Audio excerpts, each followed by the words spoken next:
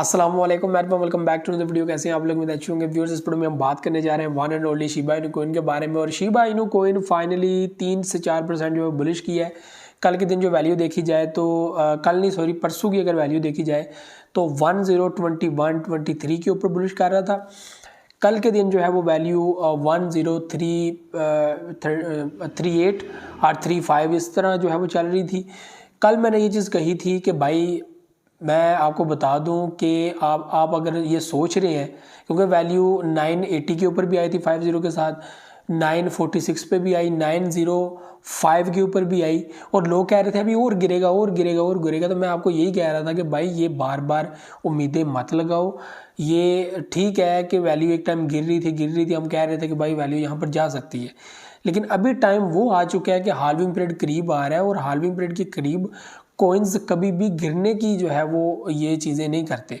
और जितनी buying selling Shiba Inu के अंदर हो रही है, हम लोग ये एक्सपेक्ट नहीं कर सकते कि शिबा इनू के अंदर एक हैवी सेलिंग हो सकती है। ठीक है, हैवी बुलिश हो सकती है, ठीक है, हैवी बाइंग हो सकती है, ठीक है, हैवी सेलिंग हो सकती है, लेकिन इस तरह की सेलिंग नहीं हो सकती कि कॉइन इतना गिर जाए कि वो आप जो कह रहे हो ना कि 50 के साथ 662 जो पहले जो है वो नीचे गिरा था। तो अभी भी लोग ये अंदाज़ा लगा के बैठे हुए हैं कि वैल्यू वैल्यू जो है वो 7 के अंदर आ जाएगी, 8 के अंदर आ जाएगी, लेकिन उसके लिए भी टाइम चाहिए। मार्केट को उसके लिए टाइम चाहिए, ऐसा नहीं होता।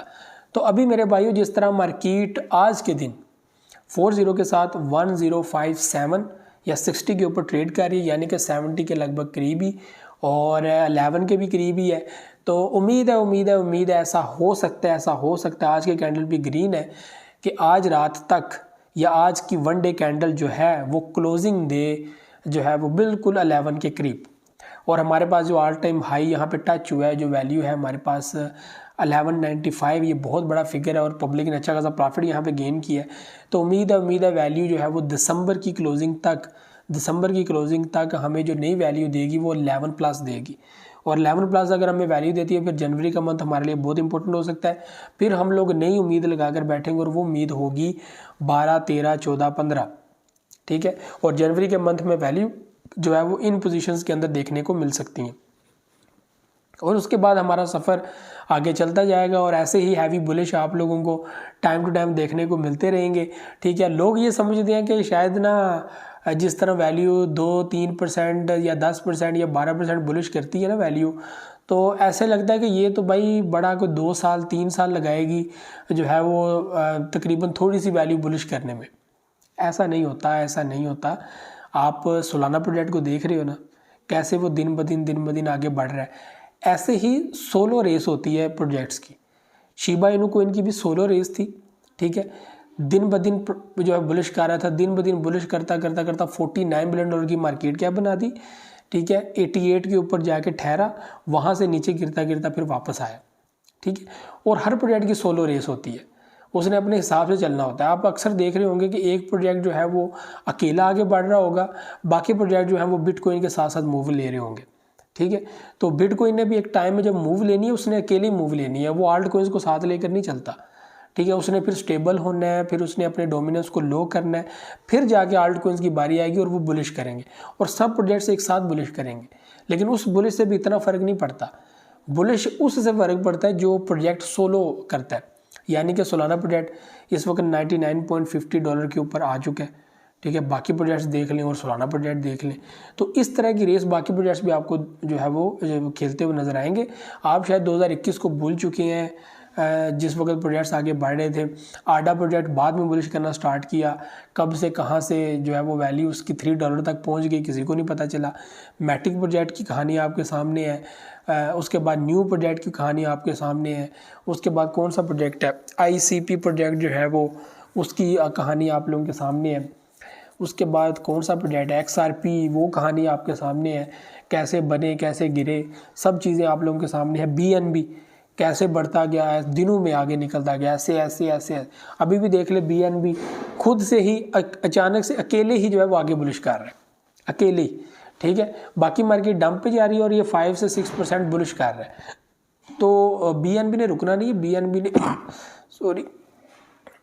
ने भी आगे बढ़ना है। ठीक है, और BNB आगे बढ़ेगा और ये बहुत जल्द 300 को क्रॉस करेगा। फिर 400 भी, 500, 600, 700, फिर 1000 को क्रॉस करेगा। इसके अंदर जो बर्निंग मैकेनिज्म है ना BNB के अंदर, तो उससे आप अंदाज़ा लगा लेंगे ये बहुत जल्द आप लोगों को थीरियम के बाद बनने वाला प्रोजेक्ट नज़र आएगा। वैसे तो सोलाना भी इस रेस के अंदर है, लेकिन क्या पता BNB सबसे पहले जो है वो 1000 के फिगर को क्रॉस कर दे। तो ये चीज़ें व्यूज़ देखने को मिलेंगी। तो शिबा इनू कोइन के अंदर जो लोग बिलीव रखते हैं उनको मैं यही कहूँगा कि अगर आपने होल्डिंग की हो, और उम्मीद है बहुत सारे लोगों ने होल्डिंग की होगी, वो लोग जो फ्रॉड क्रिएट करते हैं या इनके खिलाफ बात करते हैं, उनके पास भी एक बड़ी तादाद में कोइंस जो हैं वो शिबा इनू के होल्ड में पड़े हुए हैं। वो उनको पता है कि अगर कल को कुछ भी हो गया, बुलिश हो गया, क्योंकि वो देखते रहते हैं कि बुलिश होता है मार्केट में, स्कैम प्रोजेक्ट भी बुलिश कर जाते हैं कभी कभी। माइंड उनका वही है कि जो ओरिजिनल है वो ओरिजिनल है, जो फेक है वो फेक है। ठीक है, आपका माइंड सेट है मेन नेट नहीं है, मेन नेट होना चाहिए, ब्लॉकचेन सिस्टम होना चाहिए, और नहीं होना चाहिए, ये किसी नेटवर्क के ऊपर काम करने वाला प्रोजेक्ट नहीं होता, तो उनका एक माइंड सेट है, क्लियर है। लेकिन वो इस लिहाज से क्लियर नहीं है कि यार ऐसा ना हो यार ये कल बुलिश दे दिए और हम लोग सब बैठ के मुंह ही देखें एक दूसरे का कि ये हो क्या गया। क्योंकि उनको पता है कि भाई 2021 में $49 बिलियन का मार्केट कैप दे गया शिबा इनू कोइन। उस वक्त हमारी फट के हाथ में आ गई थी कि हमारा बनेगा क्या भाई। हमने तो लोगों को कहा था कि नहीं परचेज़ करना। उस वक्त भी उनकी बड़ी लान तान हुई थी, ठीक है। और दोबारा जब सेलिंग हुई उसमें उनको मौका मिल गया जनाब फोर्ड क्रिएट करने को, और अभी तक फिर फोर्ड क्रिएट कर रहे हैं। लेकिन तब से उन्होंने एक चीज़ सोच ली थी कि हम जो मर्ज़ी बोलें, हम जो मर्ज़ी कहें, लेकिन अपने वैलेट के अंदर मीम्स कोइन लाजमी रखने हैं। वो प्रोजेक्ट खासकर जो बाइनेंस के ऊपर लिस्ट है, like Shiba Inu coin, Floki Inu, Luna Classic and Pepe coin. और किसी का भी बिलीव इन चारों प्रोजेक्ट्स के अंदर नहीं है जो फोर्ड क्रिएट करते हैं, जो नेगेटिविटी प्रमोट करते हैं। एक फेक न्यूज़ आ जाए, एक बैड न्यूज़ आ जाए, सब के सब इकट्ठे हो जाते हैं। लेकिन यकीन मानिए इनके अपने वैलेट्स के अंदर शिबा इनू कोइन, फ्लोकी इनू कोइन सब जो है मौजूद है। अगर इनसे पूछे क्यों रखे हुए, जी वैसे ही रखे हुए, वैसे मुझे पड़े थे, मुझे गिफ्ट मिले थे, मुझे रिवार्ड मिला था। ठीक, अच्छा जी, हमें तो कभी रिवार्ड नहीं मिला, किसी ने रिवार्ड नहीं दिया, ठीक है। बहरहाल बाइनेंस ने हमें गिफ्ट भेजे थे, ठीक है, उनका शुक्रिया, बाइनेंस का तो हम शुक्रिया अदा करते हैं, वो हमें अपने गिफ्ट्स भेजते रहते हैं, ठीक है। तो ये व्यूअर चीज़ें हैं। तो Shiba Inu coin for long term 2024-25 बड़ा इंपॉर्टेंट होगा। और कम्युनिटी जिस प्रोजेक्ट को फॉलो करती है, सपोर्ट करती है, तो वो प्रोजेक्ट आगे बढ़ता ही बढ़ता है। और उम्मीद है शिबा इनू कोइन आगे मज़ीद बढ़ेगा। बाकी आपकी अपनी मर्ज़ी है, I am not your financial adviser, क्योंकि प्रॉफिट आपका, नुकसान आपका, मेरा प्रॉफिट मेरा नुकसान। हमारा काम होता है सिर्फ लोगों को बताना, रियलिटी लोगों को बताना, रिस्क के साथ मार्केट में घुसना, ये हकीकत है। क्योंकि आप नेगेटिविटी को सामने रख के जब चीज़ों को तोलेंगे तो आपको पता होगा कि ये चीज़ें, ये इसके साइड इफ़ेक्ट हैं, ये नेगेटिव पॉइंट्स हैं, इनको अगर मैं फेस कर सकता हूँ तो मुझे मार्केट में घुसना चाहिए, वरना नहीं घुसना चाहिए। सबसे पहले किसी भी ये हमेशा एक बात याद रखिए, जब भी आपको काम स्टार्ट करें ना, या सोच लें आपने ये काम करना है, तो हमेशा उसके नेगेटिव पॉइंट जो है वो निकाल के सामने रख दें कि क्या क्या नुकसान हो सकता है, क्या कुछ होगा, क्या क्या मुश्किलात आएंगी, तो उनको पहले फेस करें। उनको आप लोगों ने अगर टैकल कर लिया ना, फिर वो आसानियाँ तो हैं ही हैं। हम लोग फ़ायदे गिनना शुरू हो जाते हैं, कोई भी काम में पहले फ़ायदे शुरू कर देते हैं। जब आपने नुकसान निकाल के उनमें अपना फ़ायदा ढूंढना शुरू कर लिया ना, तो आप सब कुछ जो है वो कर लेंगे, फिर आप कामयाब हो जाएंगे। तो ये व्यू चीज़ें मुझे तो इजाज़त, दुआ में याद रखिए। अल्लाह हाफ़िज़।